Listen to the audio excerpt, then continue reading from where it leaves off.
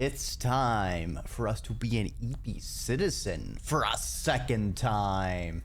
I hope your days are going swell.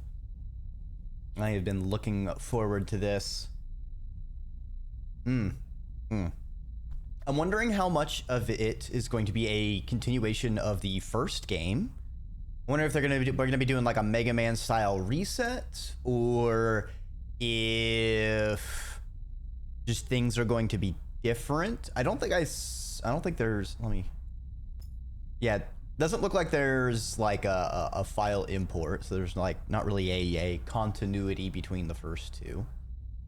Once again, we don't have a settings button, just continue new game and quit. But I can't hold myself back. We're gonna go ahead and dive on in and make our characters.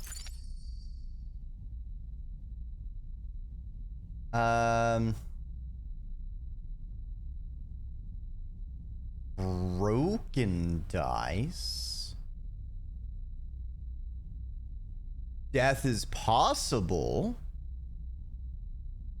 Interesting. So it seems like this one's going to be more dangerous. In the first game, it seemed to me like there wasn't really a way to bad end, except if you ignored like the super obvious, very slow moving, hey, if you don't solve this, you die, quest. Trying to watch the voice again. Yeah, Sorrel, thanks for stopping on by. And yeah, we're about to get in, and I think I'm a pretty good gamer. Let's go with medium. Medium's always good. All right, so we have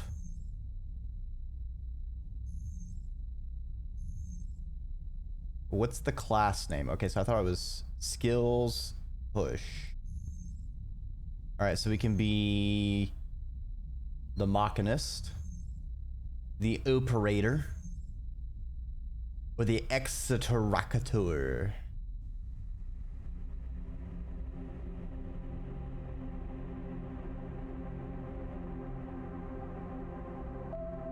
The two stats at one stat at negative. Okay, so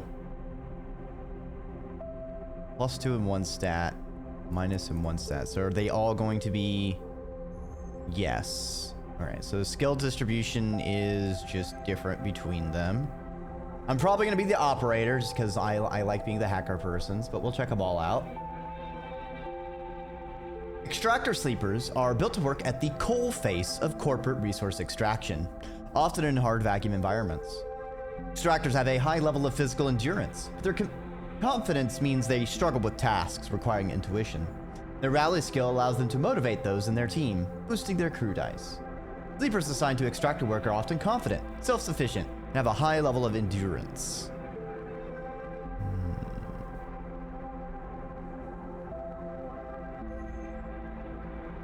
Operator sleepers are built to work with drones and remote machines over local networks to perform corporate resource extraction from a distance. Operators have expertise in working with interfaces and computer systems that are more physically fragile than other sleepers. Their reboot skill allows them to hack their own systems to reroll dice, a risky but potentially powerful move. Sleepers assigned to operator work are usually cerebral and precise people.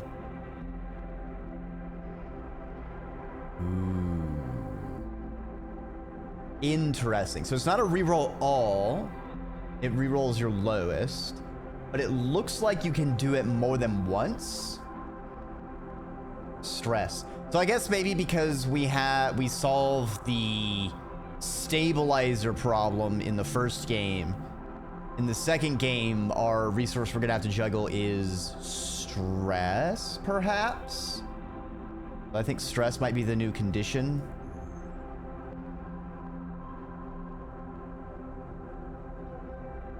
Machinist sleepers are built to repair and modify automated systems used in corporate resource extraction. Machinists are very skilled engineers, but their isolated work means they often struggle with tasks requiring direct approach and social engagement. Their focus skill allows them to focus on a single task, boost their dice to excel in it. Sleepers assigned to machinist work are usually diligent, careful, and structured people. Hmm.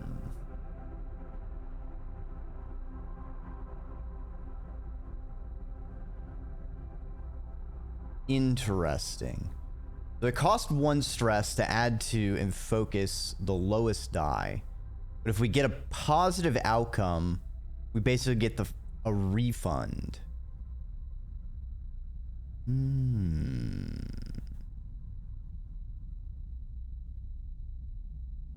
Okay, so this is neutral. +1, +2, maybe?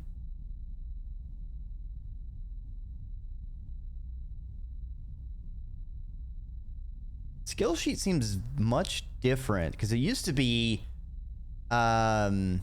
neutral perk +1 perk +2. So the question is, are these skills going to be stuck to class-based? Or is there a separate thing for these skills? I'm also wondering if skill points are going to be harder to come by. It felt like if I didn't completely faceplant a couple of the storylines, by the end of the game, I could have filled out my entire character sheet. I think there was like exactly enough skill points. We'll have to see if they keep that thought line. Suppose we can check the character sheet once we go in. Let's operate. We were an operator, we're still an operator, baby.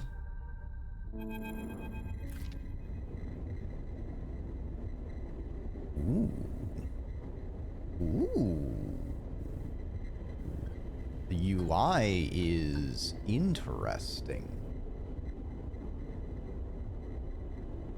Okay, so we have hips. I assume those are going to be our stress.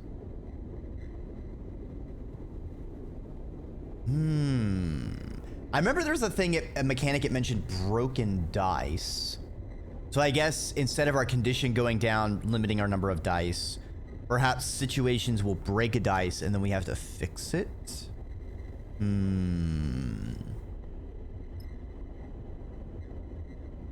moment before waking, the dark space before conscious thought, you struggle to find the pieces of yourself.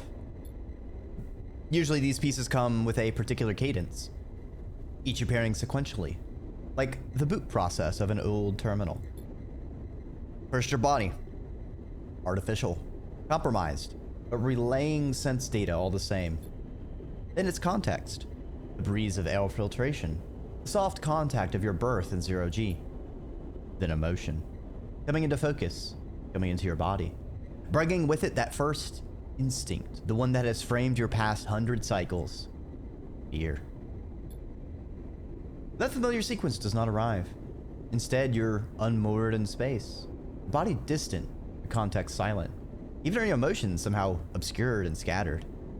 Along that disarray, only one familiar thing arrives. The fear. I don't think it took 100 cycles to get to the asteroid from the eye. The scrambled, panicked fear. The drowning fear. The falling fear. The fear that makes you reach desperately for any stable point. It is the fear that tells you something is wrong. Something is very wrong with you. Hey, Fluffy Durg, welcome on by. Wake up, sleeper. The voice is whispered in your ear. An act that makes you suddenly aware of your head, pulsing in pain, your body rigid with tension. Sleeper, a familiar name. A mind copied, emulated. A body built, implanted. One person sleeping until their debt is worked away. Their double being made to work, be consumed, and eventually to be destroyed. A proxy, an emulation, a sleeper. That is what you are. But you escaped. Remember that now. Broke free of your corporate creators, SNARP, in search of a future. You cannot remember the details of your escape, but you know the fear has been with you ever since. All of a sudden, you remember you have eyes, and your eyes flicker open. Hail, ooh. Relentless, cruel, and on your trail? Line? Those are some sick tats. Getting an immediate, like, mafia or, like, Yakuza, or, like, generally organized crime vibe from this person. Pale eyes in a pale face. Lane. The name comes with its own specific sensation of fear, one you recoil from instinctively. Sorry to interrupt. A sharp smirk. But this ends here. You search your mind for more than a name. Is this how you reward me for my generosity? Lane is leaning over your horizontal floating body, looking down into your eyes. I took you in, protected you, gave you a purpose. You try to look away, to the corners of your vision, to find something you understand. Your body does not respond. But I suppose that wasn't enough. He reaches into the pocket of his jacket and retrieves a small vial. This wasn't enough? The vial glitters. The object you know and have known for a long time. Stabilizer. The drug that keeps your artificial body, your emulated mind, from inevitable decay. The only balm for your planned obsolescence. The liquid roiling in the vial fills you with disgust. Lane pockets the vial. But it would be wasted on you now. After what you have done to this body of yours. He looks at you with a palpable disgust. Lane's eyes scan your body, and as they do, you become aware of the wires and tubes attached to you. Those that were meant to free you from your dependence, from the stabilizer and the control it grants Lane. You're free, you piece of shit! Don't need you anymore! The voice comes from somewhere behind Lane's head. The voice you know, but when you search your mind to try to understand why, you find only dizzying darkness. Shut him up. Lane barks the command. You hear a series of impact, of pain, from elsewhere in the room. Try to move your limbs again, and this time you feel a flicker, the twitch of a finger. Feel an extension and compression of synthetic muscle. Free, are you? Lane smirks. You were free when I disabled your tracker, and I gave you the stabilizer you needed. He scans your body with angry eyes. Now, you aren't free. You're just broken. Okay. So maybe we're not the sleeper from the eye then. I feel baited and outsmarted in that case. I had such big plans for you, Sleeper. I invested in you. Lane grips your arm hard, and you feel a jolt of reaction. You will the arm to move. But you have ruined all that. Lane speaks louder, over the sound of the struggle behind him. I will try to preserve your body, of course. I have my own uses for it. But your emulation? You feel one of his hands searching behind your head. He finds and grips the thick cable running into the port at the base of your skull. I will burn that out. Lane jerks forward, slamming across your body and then spinning away out of sight. You feel yourself rolling. The cable is plugged into you, looping and wrapping around your limbs. Then you feel hands steadying you, pulling cables. You glance around wildly and see someone diligently unplugging you. You meet his eyes. Hey! He waves a hand in your dazed face. We need to move. Lane won't be out long. He loops a cable from around your wrist. Sleeper, help me out here. You blink slowly. You know this person? He leans over you and you feel his hands on the connector, clicking switches, releasing locks. Oh, come on, come on, come on. He tugs the connector clear and pulls you up. You see the room you were in for the first time, filled with tech and terminals, wires waving everywhere, all lit by big windows looking out on an impossibly bright, screen-filled street beyond. In the corner, you see the dark shape of a floating body, surrounded by a glittering constellation of crimson baubles. That blood? Move! You're wrestled and shoved towards the door, which slides open in front of you, and then you're out in all that brightness, all that movement, gliding hard towards some unknown destination.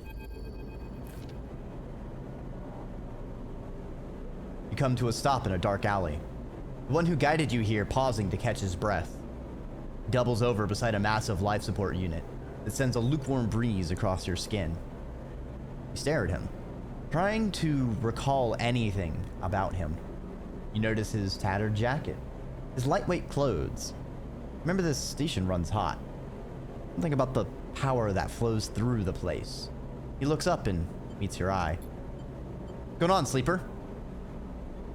He wipes sweat from his forehead, and it floats away in a swarm of sears. Talk to me. Who are you? You see a concerned frown across his face. Don't mess with me, sleeper. It's not funny. He comes closer, eyeing you carefully. What station are we on? He narrows his eyes, waits for an answer. You close your eyes, trying to recall. You force your way through the dark to the image of a station. No, a city growing on the back of a vast set of hexagonal solar cells, shadowed by them. You pry open your eyes. Dark side. The word leaves your mouth like an exhale, an instinct. You heard yourself sound it. You didn't know I was there. Damn! I didn't even know they had race cars in Zero G. That's some pretty high tech. Don't think we're in this alleyway and not in danger of getting run over. I dreamer. He sighs. And me? Who am I? You see something like fear in his eyes. Panic, perhaps. You stare hard at his face. Slight upturn of his mouth. The intensity of his stare. Nothing comes. He closes his eyes, drops his head, putting a hand to his temple. That was a deep exhale. Wow, you might want to get your lungs checked. You don't exhale race cars? What are you talking about? Oh, what the heck? Thanks for the race subscription. 14 months? That's at least 3 months. I hope you're enjoying the emotes. It's never necessary, but always appreciated.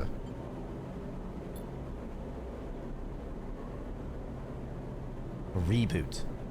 He's speaking quietly to himself. Lane interrupted the process and he lifts his head and stares at you. We need to keep going. We need to leave. He turns and kicks off down the alley. Come on, the rig can't be far.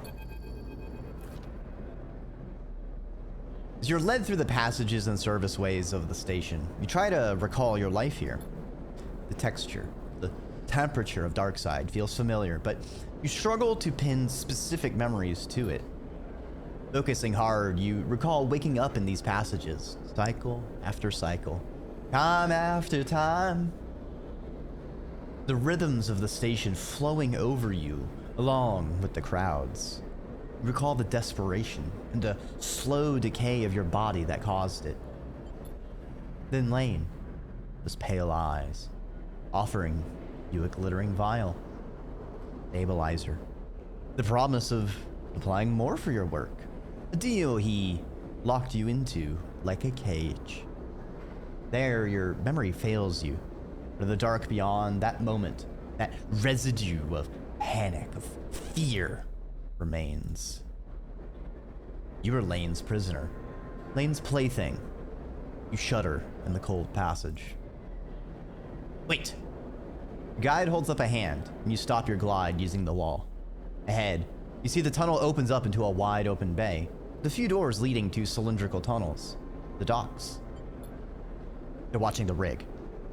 He nods towards the docks. You see one of the doors has a couple of figures flanking it, one covered in ornate tattoos, the other with bright silver implants along their cheekbones.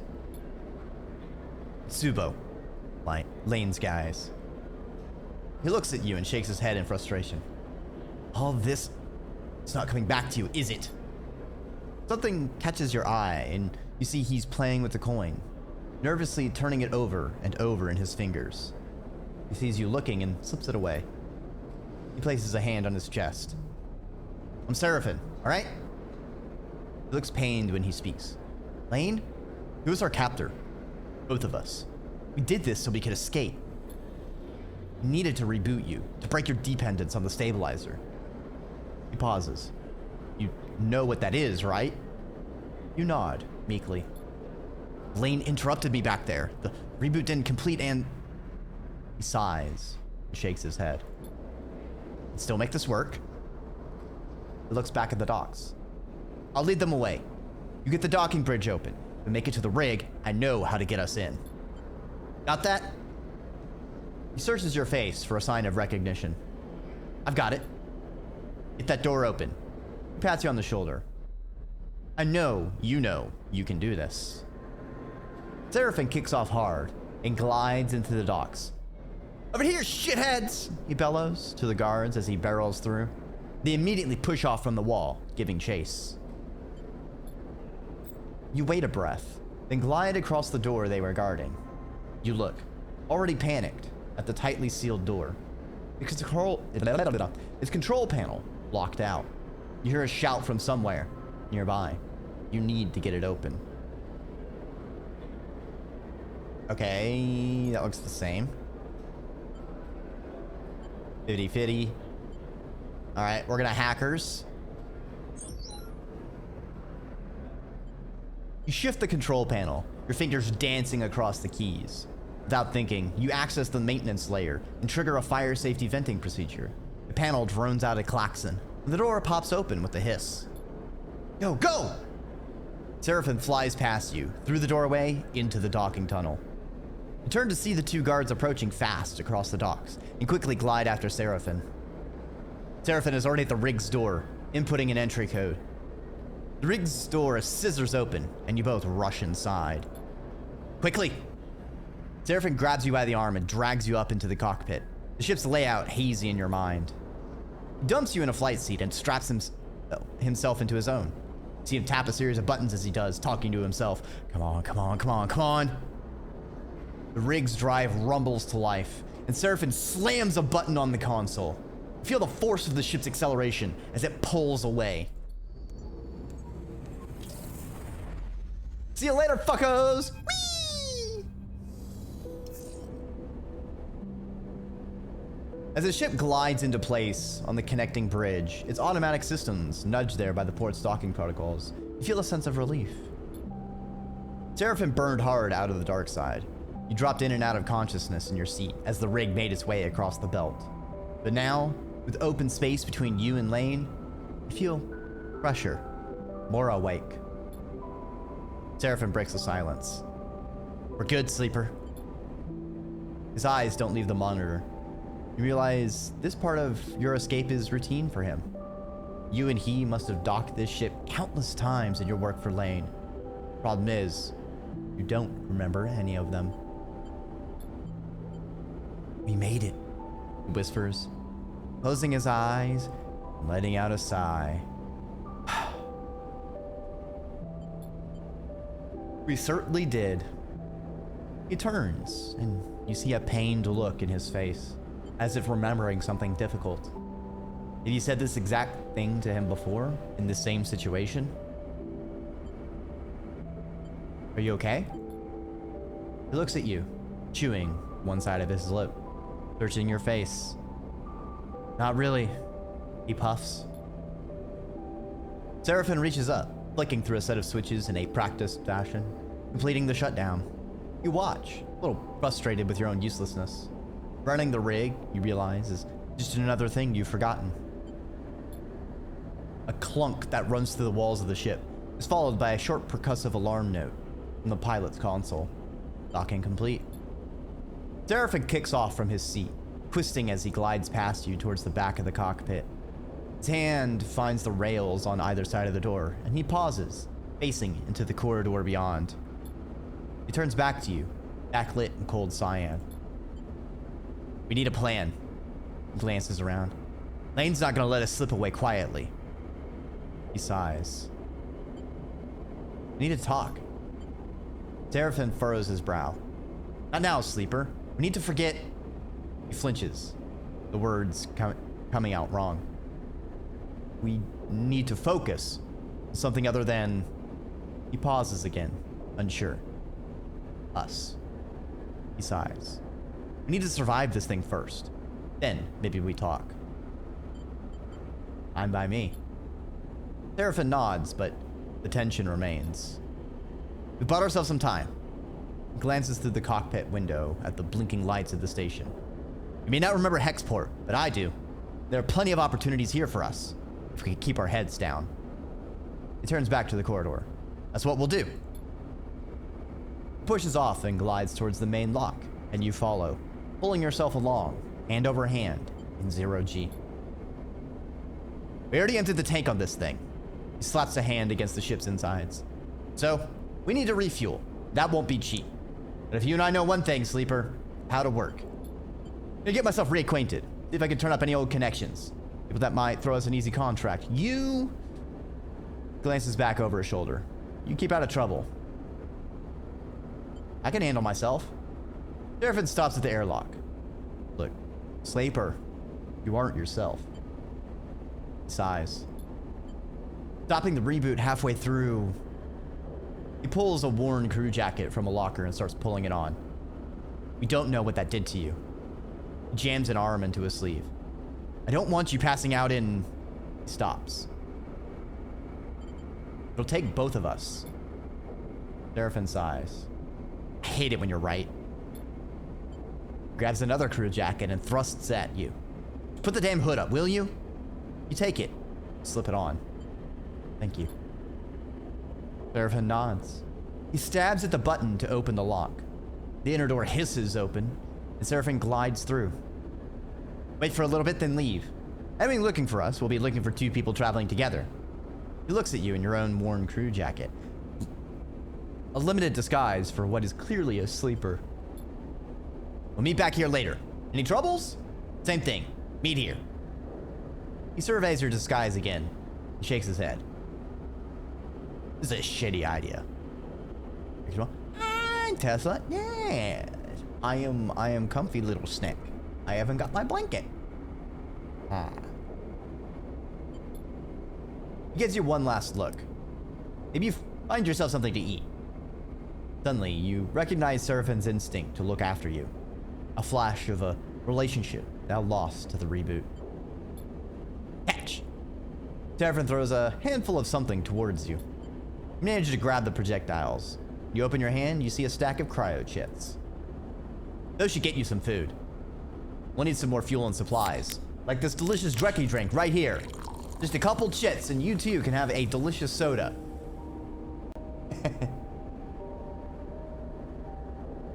Means more odd jobs on the station for both of us. Seraphin kicks off and glides down the docking bridge. Don't go too far, all right? He shouts as he leaves. Take it slow. And with that, he's gone. Leaving the connecting bridge and heading into Hexport's docking concourse. You wait for a moment in silence. Think about Lane. The airlock suddenly seems all too quiet. Lane had a way of lowering the temperature in a room and bringing all the attention to focus on his target of choice. You don't remember thinking of him as a protector, a savior.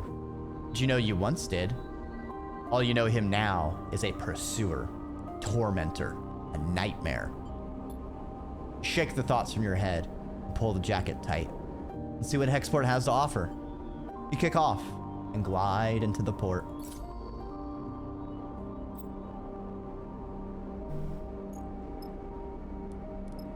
All right.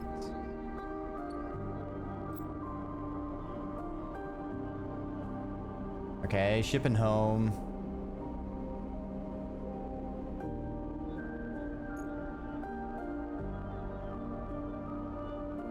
Okay, we know that.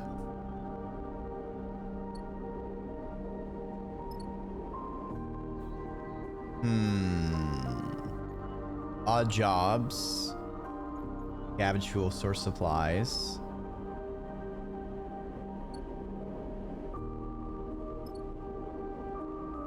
Seems like Seraphin has their own set of things. Interesting.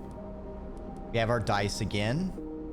Push, glitch, map.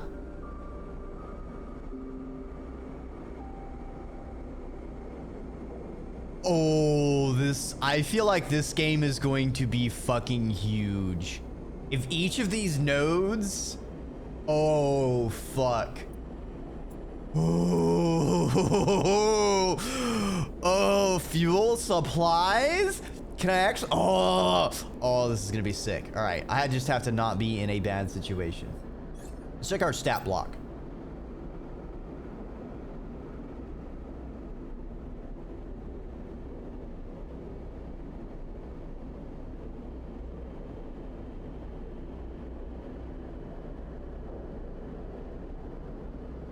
We have our skills. Okay, so the push is unique to each person. Interesting. No dice damage on push reroll. Reroll +1 dice. STL but with narrative focus instead of combat. We'll have to see.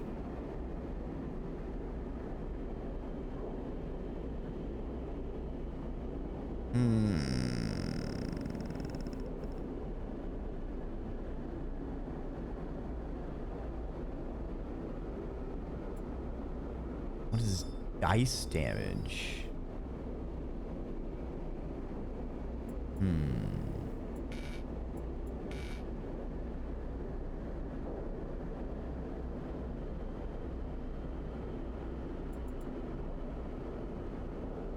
Oh, fuck. So in the first game, I could recover from my worst stat. But in this game, am I locked out? Oh, shit. I think I might be actually just flat out locked out and at a permanent malus on Endure. That's going to be interesting. If that's true. Shit. Okay. What's this do? Okay, so that's like different sections of the area. Okay, so we've got none of this looks new. Okay. We can explore, we can chat. What is this yellow? I don't know why it's showing the same skill twice. Oh, it's showing my skill in it. I see. Noted.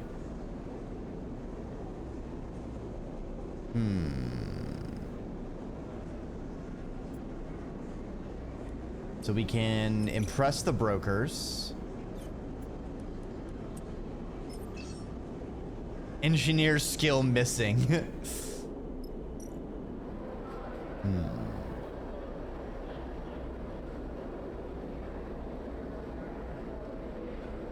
So you can explore or chat to crews.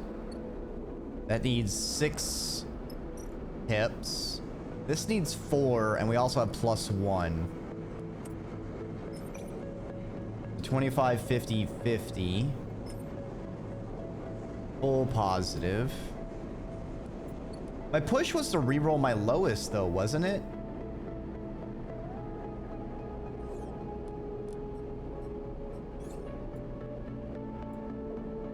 Do I need to... I guess maybe later it'll unlock. Use one of our 6s here. Impress the brokers. Ooh, okay. +2. All right, in that case, we'll use both of them.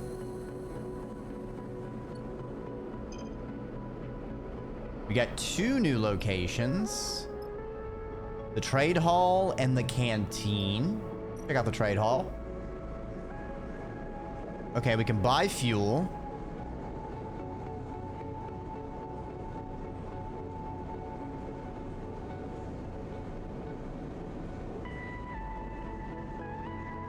Okay, that's not a discount.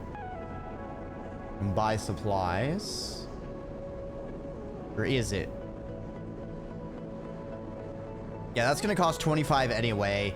But the supplies is a discount. Buy 4, get 1 free. All right. How about the canteen?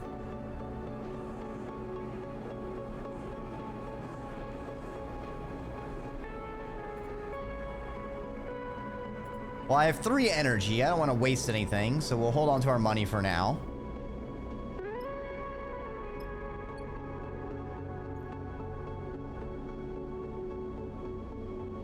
What does this do?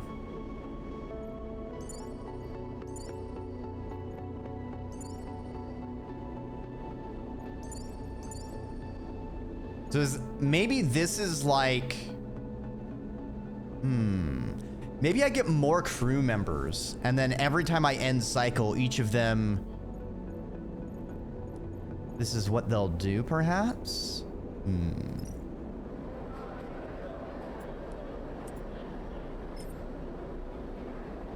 Alright, let's chat with some people.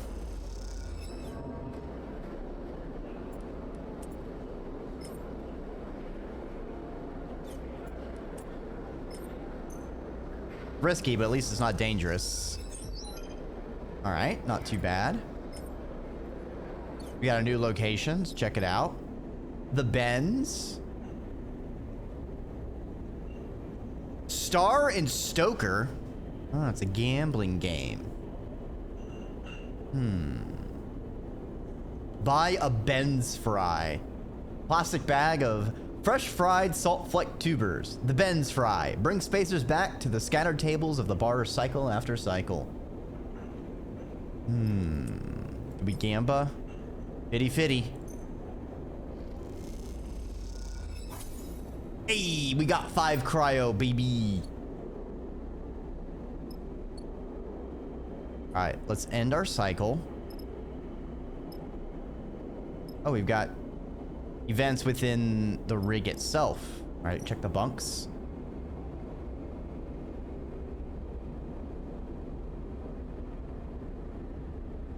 Okay, so we can spend an action to reduce stress. We can use supplies to make food.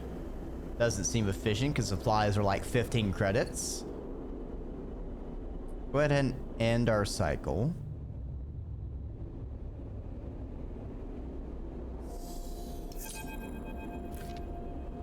We only lost 1 unit of... Interesting. We're in trouble, sleeper. Seraphin leans into the bunks as you are getting up. Without further explanation, he disappears down the corridor towards the rear of the ship. You drift out into the passage, pulling on your clothes and glide down the length of the rig, the cool air making you shiver. Seraphin is a silhouette silently leading the way. He stops at the far end, diverting through a side door, shooting you a glance as he does. You find Seraphin inside, holding one of a tangle of arm-thick tubes that are waving in the zero-G engine room. You know what these are? Fuel pipes? Seraphin shrugs. Close enough. These are the engine's feed lines. He waves one in the air.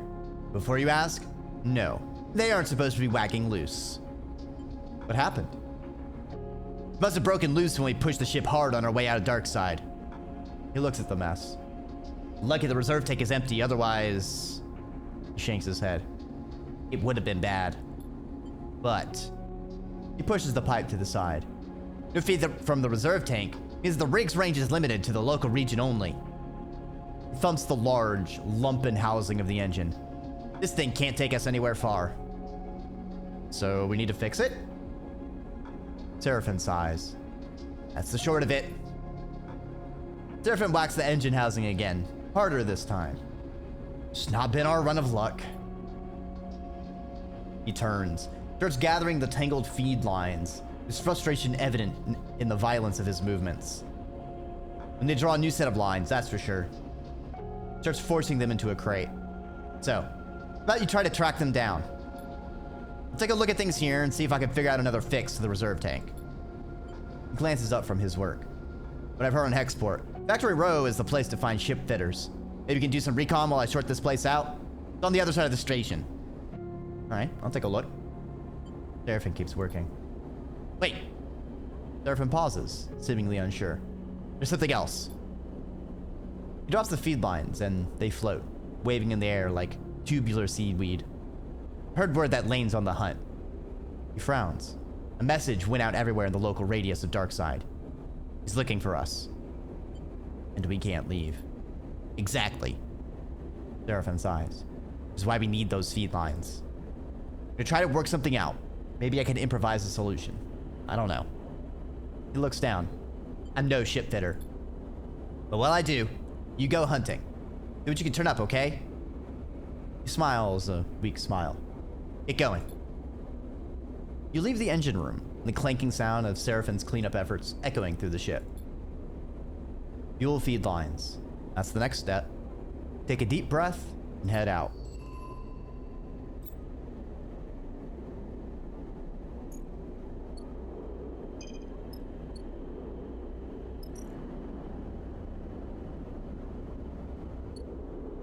Okay, need some feed lines. Speaking of feeding, let's feed ourselves. +4 energy? Oh shit, I'm glad I waited until I was down to 1. Delicious.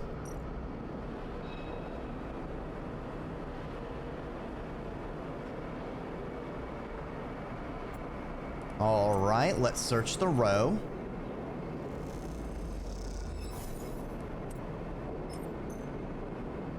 I'm not feeling confident on these.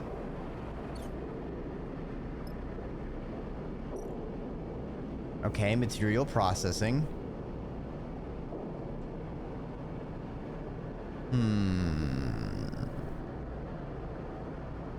So raw scrap.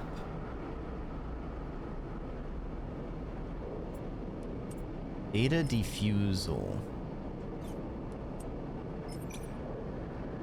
Could be positive, could be negative. Alright, get a little bit of money. Nice. See if we can finish becoming a trusted supplier. Ow.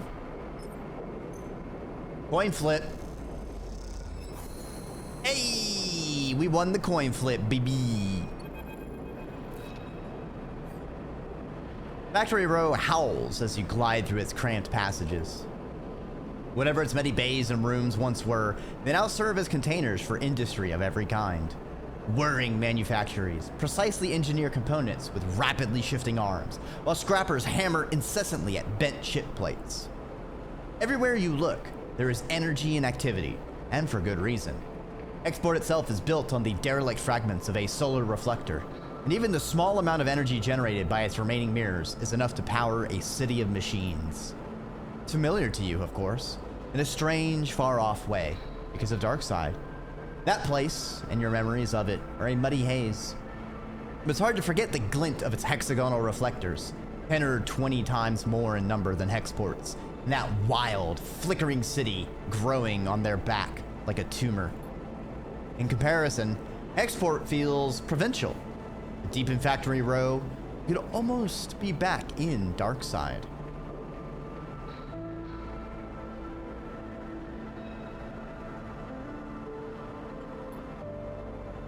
Then you see them.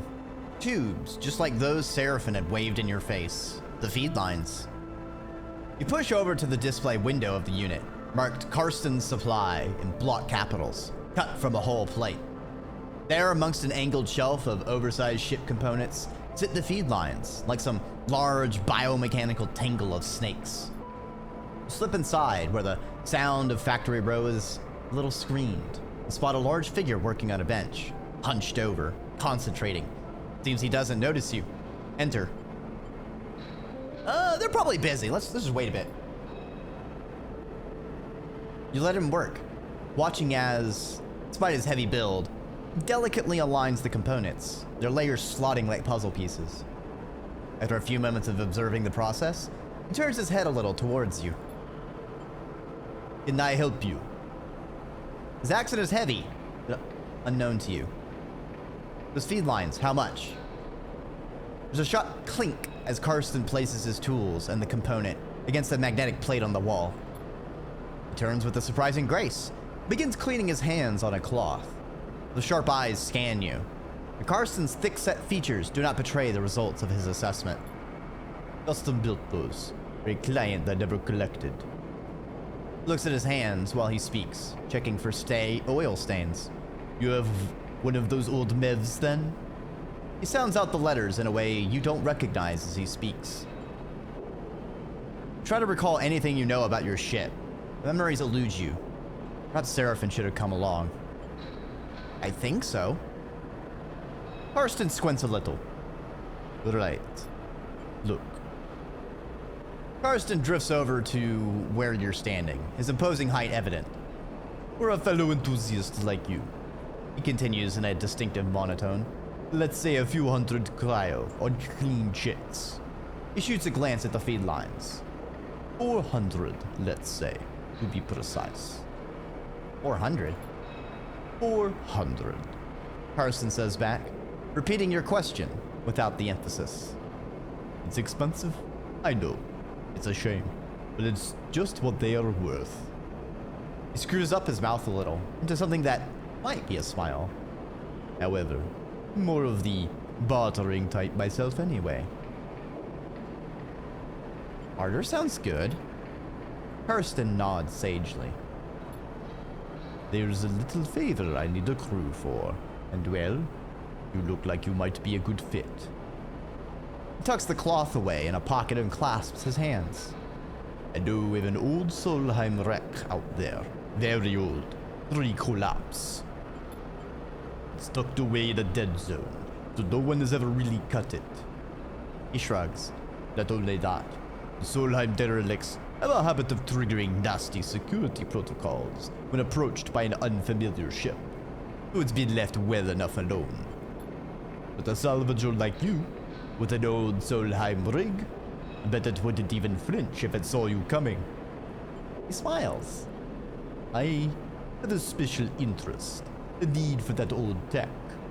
All those Solheim ships had a data core. While I don't care about the accounting reports or material ledgers or whatever they kept on that damn thing, I do care about the hardware. So, if I was to find you back here with that data core in your cargo hold, clean cut and complete, well then, I could see my way to doing a straight barter for those feed lines. Karsten pauses, sniffs at the air again. You just need the coordinates. Simple as that? Simple as that, he repeats in his monotone way. So, you interested? He glances back at his workbench. Because I'm a busy man. Well, we gotta do it. Alright then. He holds out a heavy hand for you to shake. And as you automatically reach out, he grabs your forearm instead. Karsten pulls you closer, squeezing your arm. Let's keep this one between us, alright? He half smiles, his face huge and close. It's our deal. Before you can respond, he thumbs a little drive into your palm. Those coordinates. And then he lets go of your arm, and with what you swear is a wink. Wait.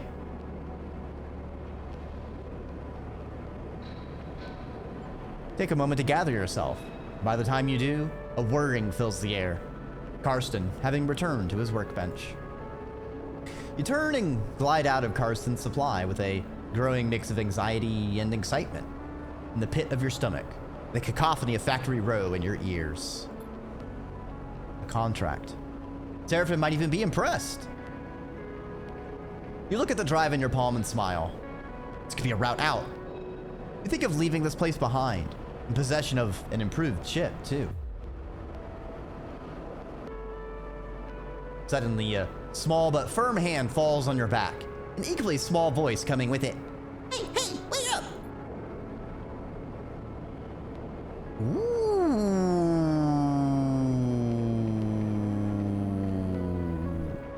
Ooh. I like this character's design. That hair. Oh, just the stuff they got on their pack, their little on their little keyboard deck they've got. Ooh, Junie? Interesting. You turn in the passage to see a young woman, her hair waving from the rapid glide she clearly came out of to catch you. She steadies herself using your shoulder. Sorry. She smiles a quick and flat smile. Why did it catch you? And Junie. Trick of you, but not real bait. Dark eyes flick around nervously. Notice the portable terminal she carries. Something data scrapers call a deck. Funny how Cyberpunk is so ubiquitous, like immediately just go, oh yeah, that's a deck. Her backpack full of components and trailing wires. Do I know you? She pauses, confused by the question. No. She pauses again. Kirsten, she starts, still catching her breath. Sent me to grab you. She smiles the flat smile again. Wants me to come with you on that job. Her eyes shoot down to the drive in the palm of your hand. She smiles again. Are you sure? She nods. That's what he said. Kirsten's always sending me on things like this. Guess he wants me to help out. Keep an eye on things. She pauses. I can be pretty helpful. So, she looks around the passage. Should I meet you at your ship? You can tell me when you're ready to go? Sure, I'll trust you, random person that's very trustworthy and definitely was sent by Karsten and not coming on your own ulterior motives. Okay, great. Her eyes light up. She notices she still has her hand on your shoulder and takes it off. Junie pushes off and waves. Looking forward to working with you, she calls back as an afterthought. What about the ship? Oh, I'll find it, she calls back, and then disappears down the passage. You watch her go, glad of the contract, but nervous too. Will Karsten keep up his side of the bargain if you deliver? I don't know about this, sleeper. Seraphin looks nervously out of the rig's windows as you finish explaining Karsten's deal as well as Junie's offer of help. This job was easy. Karsten would have done it himself already. That means there's a catch. He frowns at the stars. There's definitely something going on with this Junie girl. He shakes his head. What choice do we have? What if... Seraphin narrows his eyes. You can get the crowd together to buy the feed lines. Is that even possible? On a contract board in the exchange, further in station. Gestures towards Hexport. Check on a job? That might get us some of the way towards buying those feed lines. Plus, if we do want to take Karsten's job, a bit of money to get ourselves prepared wouldn't be a bad idea. Fill up on fuel, supplies, be ready for whatever comes. Do we have time? Probably not. Without cryo for fuel and supplies, we aren't going anywhere. Seraphin sighs. Just take a look at the contract board. Say what you think. While you're at it, I want to see if you can scare up some freelance crew too. Seraphin shrugs. Any hands make light work and all that. Or we stop messing around. Take Kirsten's job right now and get it done before he can think twice. Seraphin yawns. Seems like a whole set of bad options to me. Either way, I've still got work to do on the drive. Seraphin nods a farewell, heading back to the engine room. Let me know what you decide.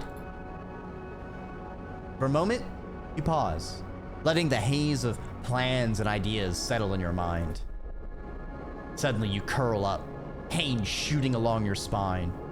You grit your teeth, your muscles lock tight, your vision narrows as you squeeze your eyes shut. You feel a shift, as if some connection is broken. It's almost impossible to describe, like you're floating away from your body, dispersing, dissolving. There's nothing familiar in the pain, nothing to hold on to. You grit your teeth. And then another shift comes, and you're back in your body, trembling against the metal wall of the passage. The pain slowly fades, becoming a pulsing throb, and then a residual flicker. You flex in 0G, stretching out the tension.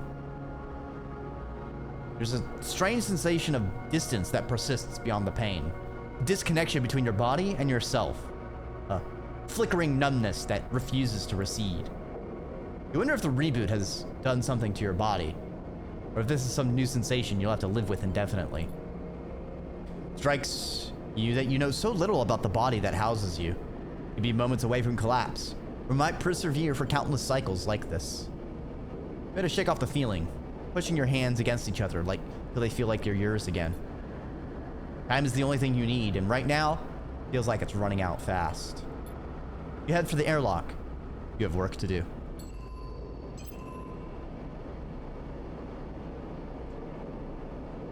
I wonder if...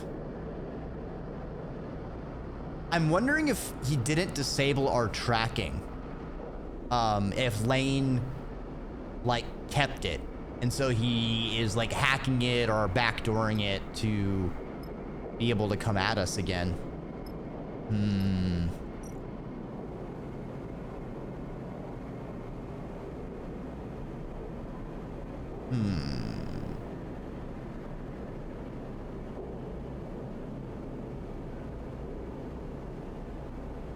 A Conway signal? Oh, fuck them. Disable signal source? Well, I am a hacker. We'll take the contract.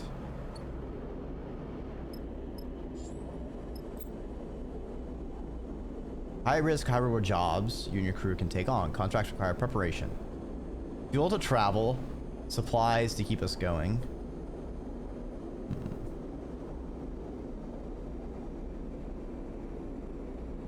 Who we bring on a contract can affect the story. Ah, shit.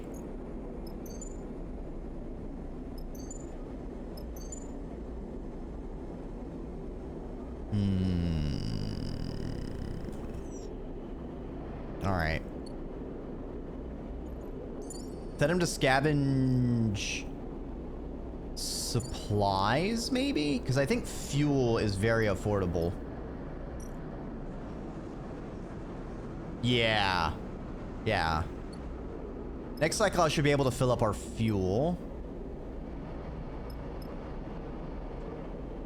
And that's what we'll do. End cycle.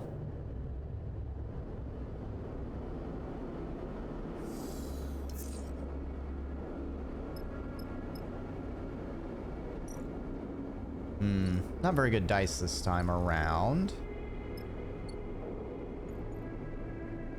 We didn't get plus supplies, though. Oh, shoot. So either it's not guaranteed, or switching the thing... Oh, it's chance per cycle. I see. It's not guaranteed. Okay. Annoying, but okay.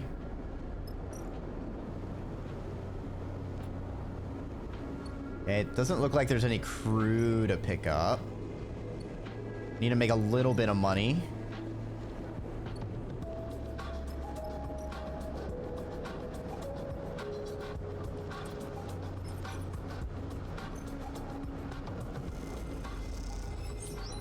Ten cryo, very nice. Good shit. All right, let's go ahead and buy our fuel.